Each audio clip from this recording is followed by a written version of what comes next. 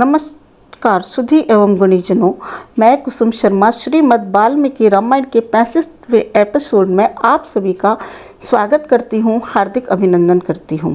साथियों, 65वां एपिसोड प्रारंभ करने से पूर्व मैं विश्व के प्रसिद्ध इतिहासकार मिचलेट ने रामायण महाकाव्य के विषय में जो विशेष बात कही है उसे आपसे शेयर करना चाहती हूँ। फ्रांस के एक इतिहासकार मिचलेट ने रामायण के मूल्यांकन में लिखा है, जिस किसी ने भी महान कार्य किया या महान आकांक्षाएं सजोई, उसे रामायण रूपी अमृत की प्याली से जीवन और यौवन का एक लंबा घूंट पीने दो। पश्चिम में सभी कुछ संकीर्ण है, जो छोटा और तंग है, वहाँ मेरा दम घुटता है। जूडिया देश शुष्क और नीरस है, वहाँ मैं हाँफ जाता हूँ। मुझे महान एशिया और गहन पूर्व में स्थित देशों की संस्कृति को देखने दो, जहाँ मिलता है मेरे मन का महाकाव्य रामायण। हिंद सागर जैसा विस्तृत, विशाल, सूर्य से ज्योतित एवं धन्य, एक दिव्य संगीत का ग्रंथ जिसमें कहीं भी लय भंग नहीं होती। वहाँ एक अपार शांति का राज्य है। कर्तव्य और संघर्ष के बीच में एक अपार माधुर्य है। अनंत सौहार्द है जो सभी जीवों पर प्रेम, दया, क्षमा का अपार और अथाह सागर लहरा देता है। Michelet, a French historian, has written in his evaluation of Ramayana, whoever has done a great deed or cherished great aspirations, let him drink a long sip of life and youth from the cup of nectar of Ramayana. Everything in the vast is narrow.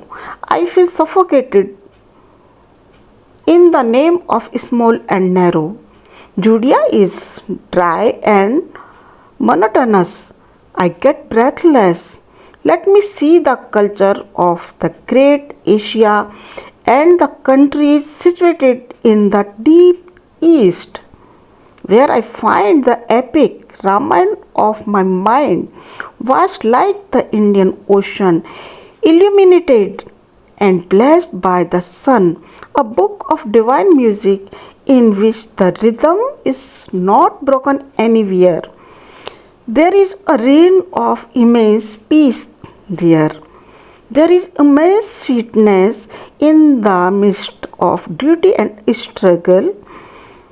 There is infinite harmony which gives wave of an immense and bottomless ocean of love, kindness, forgiveness to all living beings. To all living beings. साथियों, मित्रों, 64वें episode में हमने जाना कि कबंध राक्षस का उद्धार करने के बाद श्री राम अपने अनुज लक्ष्मण सहित वनवासिनी तपस्विनी शबरी से मिले, जिसने उनका बहुत आदर सत्कार किया। रामचरितमानस में बताया गया है कि श्री राम ने शबरी को नवधा भक्ति का उपदेश दिया। साथियों, अब 65वें एपिसोड में श्री राम और लक्ष्मण परस्पर वार्तालाप करते हुए पंपापुर सरोवर में पहुंच जाते हैं। अब यहाँ से अरण्यकांड समाप्त होता है और किष्किंधा कांड प्रारंभ होता है। साथियों, पंपा सरोवर की शोभा को देख करके, उसमें विकसित कमल दलों की और स्वर्णिम आभा वाली मछलियों की शोभा को देखकर श्री राम को सीता की स्मृति हो आती है। उनकी इंद्रियां विकल हो जाती हैं। वे सुमित्रा नंदन लक्ष्मण से कहते हैं, सुमित्रा कुमार, देखो तो पंपा सरोवर के किनारे के ये वन कितने सुंदर हैं। ऊंचे ऊंचे वृक्षों की शोभा पर्वत के समान है। माँ तू शोका भी संतप्त माधे पीडयन्ति वै भरतस्य च दुखेन वैदेय्याश्च हरणेन च। परंतु मैं इस समय भरत के दुख और सीता के हरण हो जाने से अत्यंत दुखी हूँ। मानसिक वेदनाएं मुझे कष्ट पहुँचा रही हैं। मैं शोक पीड़ित हूँ।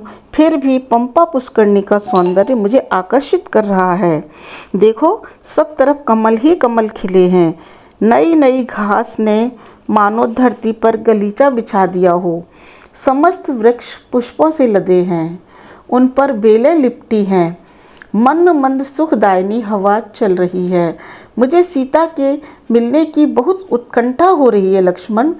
देखो, वायु पुष्पों को झूला झुला रही है। वृक्षों के हिलते हुए पत्रदल की ध्वनि गीत के समान प्रतीत हो रही है। लक्ष्मण, बसंत ऋतु का यह सौंदर्य मानो मुझे अंदर ही अंदर जला देगा। ये कमल पत्र मुझे सीता के नेत्रों के समान दिखते हैं। ये देखो, लोभी भंवरे पुष्पों का रस पान कर रहे हैं। जो सारी बातें वेदे ही मुझसे हंस हंस कर कहा करती थी, वो मुझे स्मरण हो रही हैं। अब माता कौशल्या से क्या कहूँगा जब वे पूछेंगी कि उनकी बहू रानी कहाँ है। लक्ष्मण, मैं उसके बिना कैसे जीवित रहूँ। साथियों, तब लक्ष्मण ने पुरुषोत्तम आर्य से इस प्रकार कहा। साथियों, तब लक्ष्मण ने कहा, पुरुषोत्तम आर्य, आप इस स्नेह आसक्ति का त्याग करिए, क्योंकि यह आपको व्याकुल कर रही है। पहले हम उस राक्षस रावण का पता लगाएं। अब वह या तो वैदेही कुमारी को। साथियों, तब लक्ष्मण ने कहा, पुरुषोत्तम आर्य, आप इस स्नेह और आसक्ति का त्याग कीजिए, क्योंकि यह आपको व्याकुल कर रही है। आप दुर्बल हो रहे हैं। पहले हम उस रावण राक्षस का पता लगाएंगे। अब वह या तो विदेह कुमारी को वापस करेगा या अपने प्राणों से हाथ धो बैठेगा। आर्य, आप धैर्य धारण करें। यदि पुरुष उत्साहपूर्वक उद्योग ना करे तो उन्हें उस अभिष्ट अर्थ की प्राप्ति नहीं होती। उत्साहो बलवानार्य ना अस्त्युत्साहात् परम बलम सो उत्साहस्य ही लोकेषु ना किंचिदपि दुर्लभम। भैया, उत्साह ही बल है। उत्साह से बढ़कर कुछ भी नहीं है। उत्साही मनुष्य के लिए संसार में कुछ भी दुर्लभ नहीं है। लक्ष्मण की इस प्रकार उत्साहवर्धक बात को सुनकर श्री राम का चित्त शांत हो गया। तब सावधानी से वे कंदराओं का और वनों का निरीक्षण करते हुए ऋष्यमुख पर्वत की तलहटी की ओर बढ़ चले। जब वानर राज सुग्रीव ने ऋष्यमुख पर्वत के समीप विचरण करते हुए उन अद्भुत वेश से युक्त पुरुष सिंह श्री राम और लक्ष्मण को देखा, तो उसे अत्यंत भय उत्पन्न हो गया कि कहीं इनको मेरे शत्रु बाली ने तो नहीं भेजा। वह मेरा भाई नहीं, वह तो मेरा काल है। संभवतः उसी ने भेजा है। वानर राज सुग्रीव महान दुख में पड़ गए। कुछ खाना पीना भी ना कर पाए। श्री राम और लक्ष्मण को देख करके अन्य वानर भी भयभीत हुए अंदर के आश्रमों में चले गए। मित्रों, मैं अपनी वाणी को यहीं विराम देती हूँ। आपने वीडियो देखा, सुना, इसके लिए मैं आपको धन्यवाद करती हूँ। जय श्री राम, जय श्री राम, जय भारत, जय भारत।